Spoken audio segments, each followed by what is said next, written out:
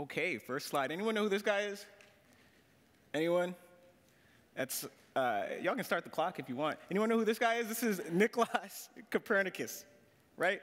So Nicolaus Copernicus was a 16th century astronomer, mathematician. If the name is ringing a bell and the accomplishments are ringing a bell, keep that in the back of your mind, because you're probably asking yourself, like Professor Thompson, we all love questions, and the question you're probably asking yourself is, what does he have to do with race and sports and journalism and storytelling? And I'm going to explain this in a minute, how Copernicus can give us a little bit of guidance in terms of censoring the right people in the stories we tell about race and sports. But first, I'm going to give you a story from my career. There we go. Anyone know who that guy is? Anson Carter. He's from right here in Scarborough. So a few years ago, my first year at the Toronto Star, I interviewed Anson Carter. It was a group interview. In journalism, we call it a scrum, where everyone crowds around the guy and they stick the microphone in the guy's face. He was playing for the Edmonton Oilers at the time. They were here in Toronto. The thing about the Oilers is they had 5 black players on the same NHL hockey team. That's a lot. That was probably 40% of the black guys in the whole league. So Anson Carter and I are going back and forth. I'm asking him these questions about race in the NHL. He's answering them very comfortably and very eloquently. So I said, Anson, is race a factor in the NHL? He says, yeah, of course it is. It's a factor in everyday life, so of course it's going to be a factor in my job. And I asked him if other people try to project political agendas onto him because he's this famous black guy in a largely white sport. He says they do, but I'm not a politician, I'm a hockey player. Cool. So I go back to the office, I write my story. And in those days, because I'm so old, you had to wait till the next day to see your story published. You didn't post it, they printed it. So I read my story in print, cool. And a coworker tapped me on the shoulder. He said, Morgan, you should read this, and I'm not going to name the publication, you should read this competing publication, their story about Anson Carter. So I read it, and there's this line to me that jumps out, and I always remember what it said. It said, pressed by a minority reporter to comment on racism in the NHL, Carter answered simply, I'm not a politician, I'm a hockey player. Hands up if you know who that minority reporter was. Exactly. But what about the second half of that statement? Is that true? Did he answer simply, I'm not a politician, I'm a hockey player? No, he didn't, right? He talked about race in the NHL, and he wasn't being pressed. He answered these questions quite comfortably. Quick aside, as I watch the clock tick down, I'll tell you how this situation resolved itself. My coworkers said, well, the next time you see that guy, you should just punch him in the face. But I didn't punch him in the face, but what I did do is when I saw him at a basketball game, I told him a lie. Okay, I saw him at this basketball game, his computer's out.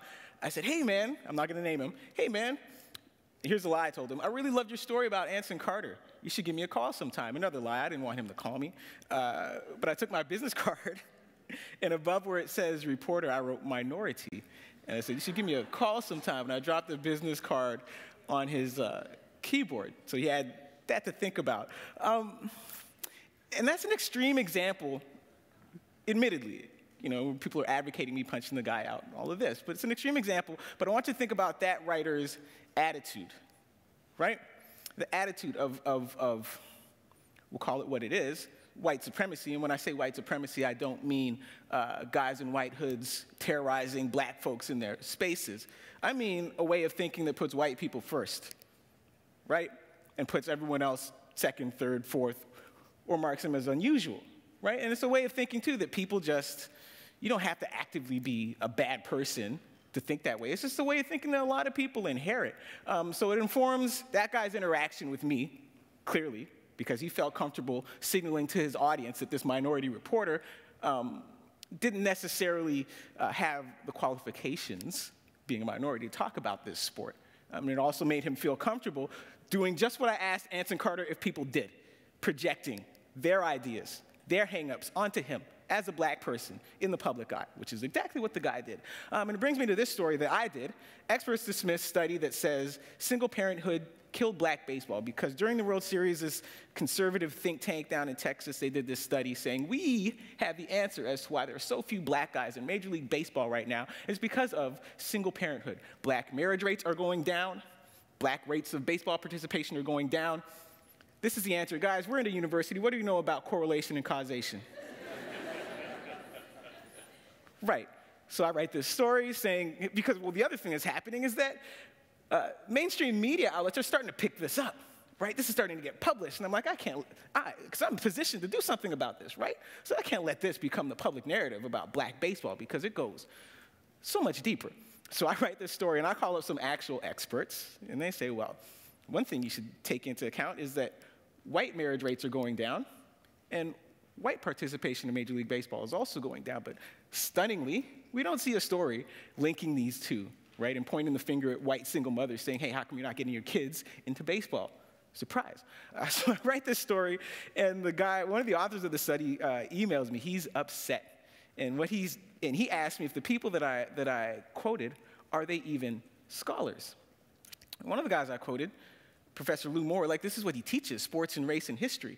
Another guy I quoted, Professor Adrian Burgos at the University of Illinois, Champaign-Urbana, this guy has written 3 books on race and baseball, and here we have a guy who just did one study on race and baseball questioning his credentials, right? Because the white frame and the white supremacist kind of lens that we use to view sports, that's got to come first, right? What about, I don't care about your expertise. Here's my hot take. Here's what counts, right? So there's that, and then there's these stories, too, that come around every Olympic year. There's the ones about the dominant black athletes from Jamaica, from the US, from Kenya, Ethiopia, on down the line. But then there's also the fact that white Americans dominate swimming, right? They win all the medals. But think about the difference in the types of stories you see about the black athletes who dominate their sports and the white athletes who dominate their sports. So you see these stories about why is U.S. Olympic swimming so dominant? They're systemic factors because we plan the best. We have the best technology. We have the smartest coaches. Our athletes are the best prepared. Cool. That is probably true. We see stories about Michael Phelps and his big feet and his long arms, and that is absolutely true because he's an outlier among outliers because all Olympians are outliers. That's why they're in the Olympics and we're here, right? And we see stories about Katie Ledecky's work ethic because she works really hard. Even if she works hard, all Olympians work hard, trust me. There's Olympians in this room, they can tell you. But even if she does work harder, cool, that is absolutely valid. But when we see stories about black Olympians succeeding, black runners for the most part, and even mainstream sports, football, basketball, it comes down to genetics. Newsflash, guy, anyone who's good at any sport has a genetic advantage. That's the starting point. It's not unique to black people. It's not an unfair advantage that black people have. Like, you just have to be born at the deep end of the talent pool. Sorry if I've dashed somebody's Olympic dreams, but that's how it goes. And so when I think about like the thread tying these stories together, again, it's this idea of white supremacy. And again, it's not always blatant racism and name-calling or violence. It's this idea, right, that white attributes, white attitudes, white norms, white hang-ups, and often white fragility, right, are the norm, and everyone else is different or deviant or pathological or some type of curiosity that we now have to hustle into the library, into the laboratory to study further, right?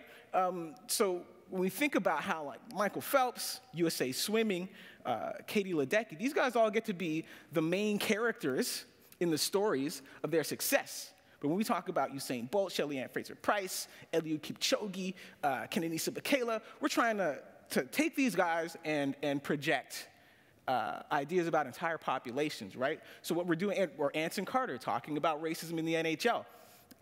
What we're doing to these guys is reducing them from characters in the stories of their success to props, right? In a story about something else, in a story framed by white hang-ups, framed by white norms.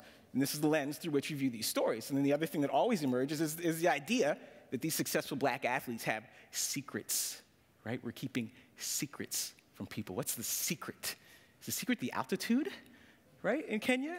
The secret, the barefoot running? What's the secret? Is the secret the yams, Nana? Is it the fufu? What's the secret, right? Eat like a Kenyan, run like a Kenyan. Maybe the secret is the ugali, right? Think about, because you see these stories all the time. Ask yourselves if you've ever seen a story that says, to cut your backstroke time, eat like a white American, right? The secret is in the mayonnaise.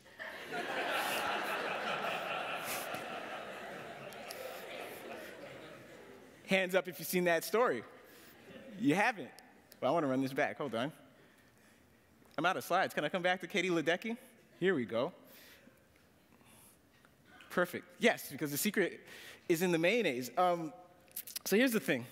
The secret's not in the mayonnaise, by the way. The secret, in some ways, is the same for everyone. The secret is talent, preparation, execution. It's not the mayonnaise. It's not the ugali. It's not the yams. It's not the soil. It's not the middle passage. Because if the middle passage made black people good at sports, it wouldn't explain the success of all these guys from Kenya and Ethiopia who are still in Africa and never made the middle passage, right?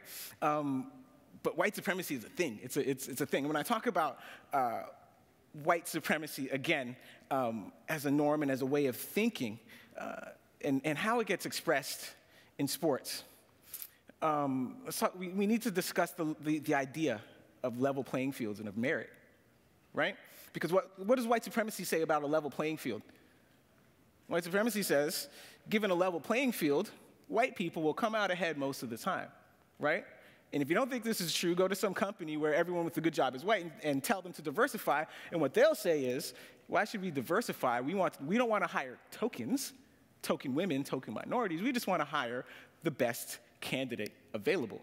The assumption being that the best candidate available most times is going to be white, most times is going to be a man. And also the assumption being that merit and diversity are somehow in opposition, right? Even though diversifying and deepening your talent pool will only give you a better talent pool, right? But these things are in opposition according to white supremacy, because white supremacy says, given a level playing field, white people will come out ahead most of the time. So when we think about sports and why this obsession with successful black athletes and their success framed in terms of their skin color or nationality now is the big proxy for race, why this obsession? Because sports, we are always told that sports is a meritocracy, right? And then among sports, running is the ultimate meritocracy, right? Because it's not expensive to start, or it shouldn't be. There are very few barriers to entry. It's a sport that people around the world participate in. And the thing is, people would say, part of it is political, but on the field, it's not political. You can't buy speed.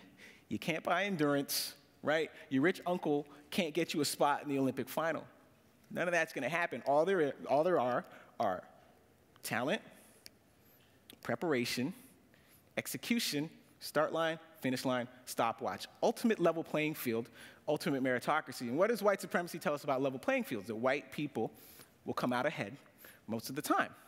But when you look at high-level running, ultimate level playing field, who comes out ahead most of the time? Black people from Jamaica, black people from the US, from St. Kitts, from Trinidad, Barbados, Kenya, Ethiopia, Eritrea, Cote d'Ivoire, everywhere. So white supremacy really struggles with this, right? Because this runs absolutely counter to what white supremacy has told us about level playing fields. And this is what gives birth to this obsession, right, with how and why black athletes succeed in this search for secrets, in the search to sequence the genome and find out what their success, the success of Usain Bolt, tells us about an entire country full of people, as if the fastest person in the world is somehow regular. Like, we don't expect Michael Phelps to tell us all about all white Americans, yet somehow Usain Bolt has to be this proxy for all Jamaicans and indeed all black people in this half of the world. And the real world just doesn't work that way, but white supremacy is struggling to answer this. And this is where these sports stereotypes, and in our business, these sports cliches come from, right? This is where you have the idea of the hardworking white athlete, gritty, scrappy, son of a coach, really intelligent, and then the natural black athlete who doesn't work hard. He's not smart, he's instinctive, right? Because instinct you can't help. Like, breathing is an instinct I can't help. I'm not thinking about that. But if it's the white guy, it's like, ooh, look how he uses his lungs. That's great. That's intelligent. Learn that from his dad, right? So this is where we are. And this is a problem in our business. So what does any of this have to do with Copernicus? What was Copernicus' big discovery? Heliocentric theory, right? Copernicus was the guy that figured out that it's not the Earth at the center of the solar system. It's the sun. Because before Copernicus came along, everyone put the Earth at the center of the solar system, and you learned what you could learn about the solar system with the Earth in the middle, and Copernicus said, guys, we're never going to learn everything we can learn as long as we have the Earth at the center of the solar system. We got to put something else at the center of the solar system, right? So I would argue that we've long since passed that point with sports writing, and as long as we're putting, again, white attributes, white attitudes, white norms, white hang-ups, white fragility at the center of the stories that we're telling about black runners, black basketball players, Latino baseball players, we're always going to be limited in what we can learn, always. And so the time has come, well, the time has passed, and there are a lot of good writers doing this, working to center black stories, center black stories, Latino stories, black voices, Latino voices, Asian voices, indigenous voices, right? So where does this arise from? Where does this come from? Part of the reason is that newsrooms don't look like this room, right? This room is very diverse. When you get into newsrooms, there's a study from the University of Central Florida, I can't remember the department, it's Richard Lapchick's group, that found in the United States, 92%, nearly 92% of sports editors, 85% of sports reporters are white, right? Meanwhile, the NFL, 70% black. The NBA, 75% black. Major League Baseball, 28% Latino, 8.5% African-American, 1.5% Asian. So we have this demographic gap, right, which gives birth, that gives birth to these stories that lets white supremacy get in between reporters and the truth. So how do we solve this problem? Part of the problem, part of the solution, self-evidently, is to diversify newsrooms, right? And one way to do that, and I might disagree with Derek Kent a little bit here, is to start paying interns, right? There's a lot of places in our business that want you to work for free. Yeah, clap it up, to get a foot in the door, right? But if all your interns are working for free, or many of your interns are working for free, you're going to get a lot of the same type of intern, and that type of intern is going to be the person whose parents who can afford for them to work for free while their expenses are paid, because I know I could never work 40 hours a week for nothing. That was never a consideration, right? So you're going to get a lot of the same type of person, and on this continent still to this day, that portion of the population is predominantly white. And so these are the ideas and the norms and the frames of reference that you're going to get. But at the same time, even before diversity, it's a question of developing the ability and the skill and the willingness to report across cultural lines, right? And see these people you're writing about as human beings, not as stereotypes, not as props, not as blank screens onto which you project your hang-ups. Right? I just finished writing a story. It'll be in the Toronto Star tomorrow about a boxer who's from Chechnya. His coach is from Kyrgyzstan. They speak Russian. I don't speak Russian, but that's not an excuse for me to go out and boil these guys down to stereotypes and tell a paper-thin story about them. If you're a professional, you're a professional. And if your job and your profession and your craft is telling true stories, then you have to do that. And that doesn't mean, that means the exact opposite of relying on the safety net of cliches, right? The cliche of the hot-blooded Latin baseball player, right? The cliche of the natural black athlete, the cliche of the hard-working but limited white guy who gets over on his grit. Because if you try hard enough, you can beat Usain Bolt. No, you can't. You can't. And I made this point to a journalism class one time, you know, that you had to dump the cliches, and this kid in the back, he puts his hands up, and he says, well, if I can't use cliches, what can I use? You know, he sounded so crestfallen, right? Like I had taken a tool from him. And I said, man, no, I'm not trying to disarm you, right? I'm trying to liberate you, because the cliches, that's not a tool. That's just like a ball and a chain behind you. I'm liberating you, because once you dump the cliches and get rid of the safety net, you know what you have left? You have the truth. And true stories are the business we're in. And that's been my TEDx talk.